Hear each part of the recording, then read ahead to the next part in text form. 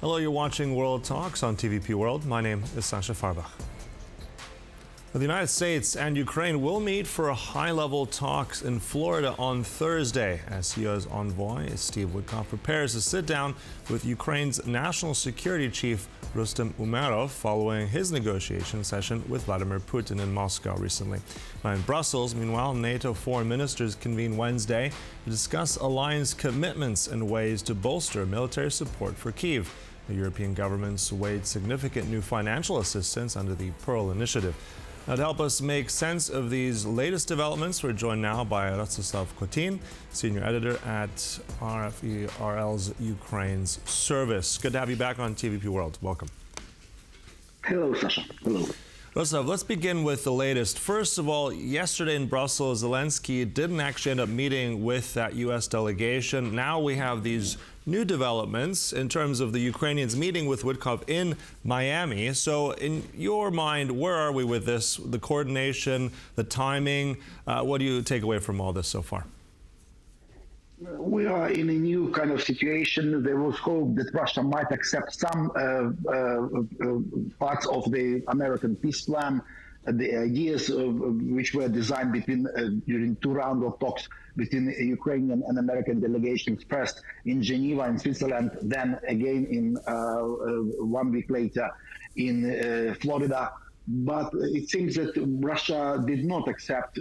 Putin has de facto rejected these ideas, although the American negotiators Steve Witkoff and Jared Kushner are saying that there was a productive conversation in Moscow, there was a useful dialogue, but nevertheless, Putin does not accept peace plan so far. That's why now the Ukrainians and Americans are meeting again in Florida with Rustem Umerov again heading Ukrainian delegation with Steve Witkoff and Jared Kushner. Americans will brief them on the outcome of talks in Moscow because they were. Umerov actually was briefed already, but there was not secure line for communication over the phone. That's why they want to meet face to face in Florida and to kind of coordinate against the efforts because there is a push for peace from Trump's administration, but it seems that there is one significant obstacle. This is Russia. This is Russian President Vladimir Putin, who doesn't want peace at this stage. We'll see. And also Ukrainians will press again Americans to put more pressure on Russia, not to appease Russia, not to kind of please Russia with peace words about peace and so on and so forth, but to actually to put more pressure on Russia and to be united with Europeans. Ukrainians also want Europeans to be part of this peace process, not to be excluded. Nothing against, nothing about Ukraine without Ukraine, and nothing about Europe without Europe.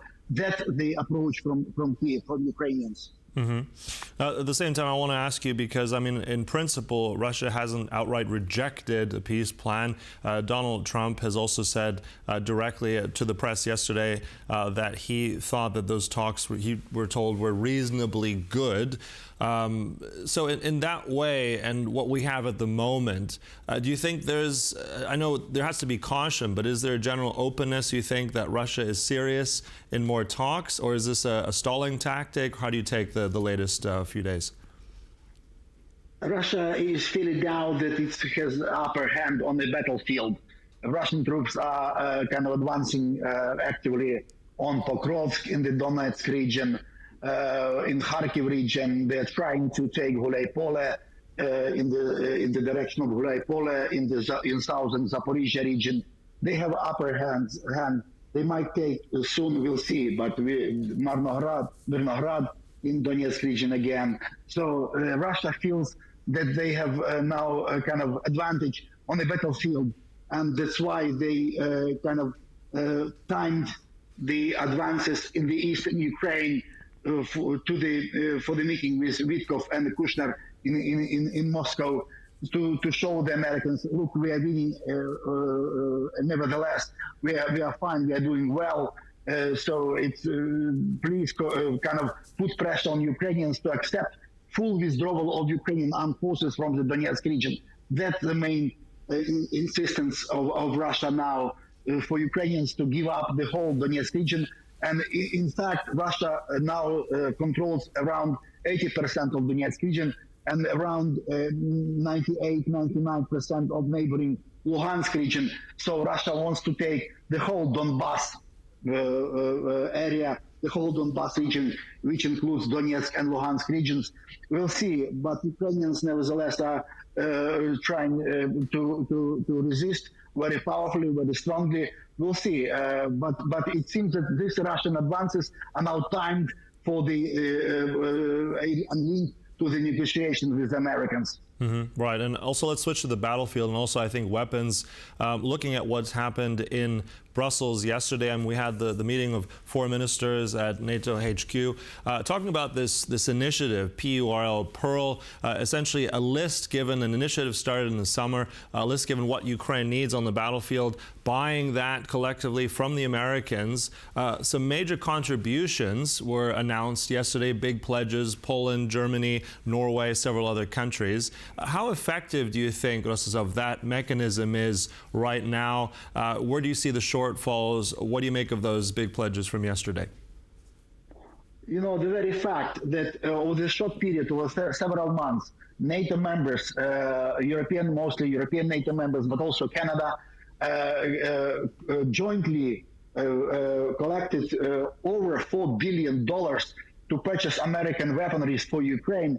That's a significant fact. Also, now 2/3 of NATO countries are taking part in this Pearl initiative to collect money for American arms and ammunition for Ukraine.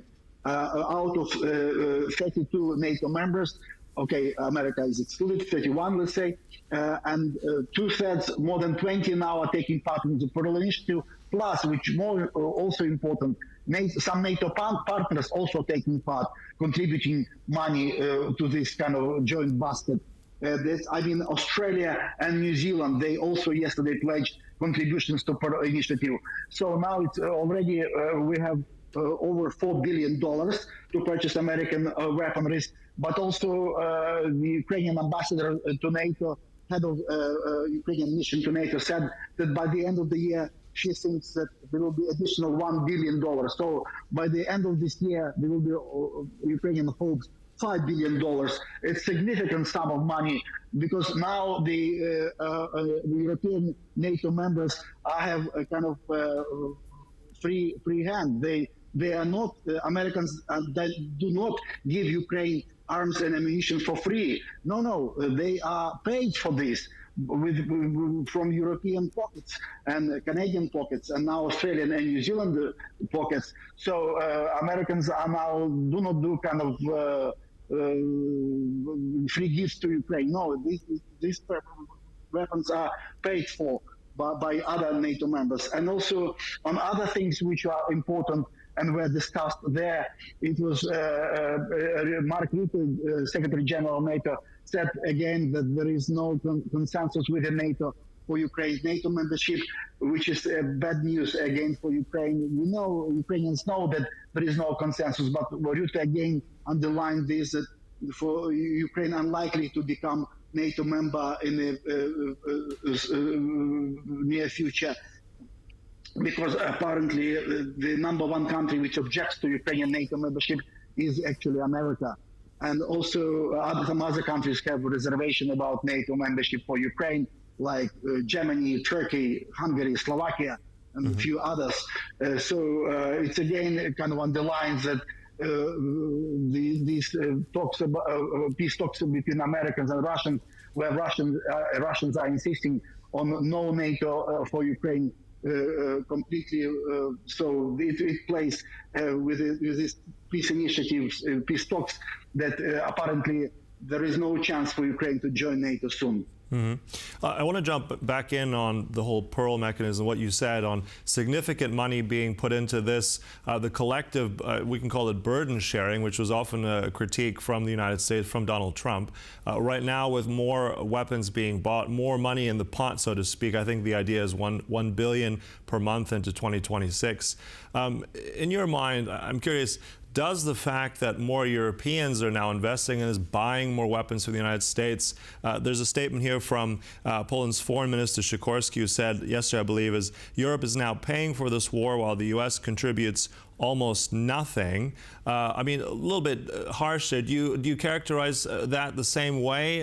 Do you agree with it? What do you think that kind of statement means? And does it impact in any way Europe's role at any kind of substantive negotiation table if Europe contributes more in this way? You know, the very fact that Europeans are paying for our American weaponry for Ukraine, and also the very fact that Europeans also are increasing their defense spending to gradually, slowly to 5% of their GDPs. I mean, this shows that Americans and Trump administration should stop criticizing constantly Europeans, Europe. You know, this kind of Europe bashing from the Trump administration should stop, because Europeans are now behaving very responsibly. They understand that a war in Ukraine is also a European war, not just about Ukrainian independence or territorial integrity or sovereignty. It's about security of the whole European continent. And Americans should be also devoted and pay attention to security and security environment in Europe. So Europeans are behaving very responsibly, and this constant criticism of Europeans from Washington should stop. Because now Europeans are paying for American arms. It's not kind of, Americans are not giving it for them for free to Ukraine. Although as a partner, a strategic partner of Ukraine, Americans should support Ukraine militarily as well. But apparently Trump administration is now took very pragmatic, inverted commas, approach, kind of trying to be pragmatic, to earn money, to make money on this war delivery, weapon deliveries to Ukraine. And also Americans want to be viewed as a distant kind of mediator, equally distant from Moscow and Kyiv, trying to balance kind of their mediating role. And that's why they are not supplying arms directly to Ukraine, but selling them actually for European money to Ukraine. So, but I think that generally speaking, Europeans show that they behave well, they behave responsibly, and this constant Europe bashing from Washington should stop. Okay. Last point. Let's try and land on some kind of optimism looking into the future. I know it's a very fluid current situation between Europe, Russia, the United States. Where do you see all this going negotiation-wise? Where are we headed in the next few days with Ukraine and any sort of peace deal? I think that Trump administration wanted to see peace in Ukraine to kind of become a reality by the end of this year, but probably unlikely, taking into account Putin's behavior, his approach to peace talks. Even yesterday, he in Moscow, he snubbed, earlier this week, he snubbed American negotiators, kept keeping them waiting for 2.5 hours in the Kremlin.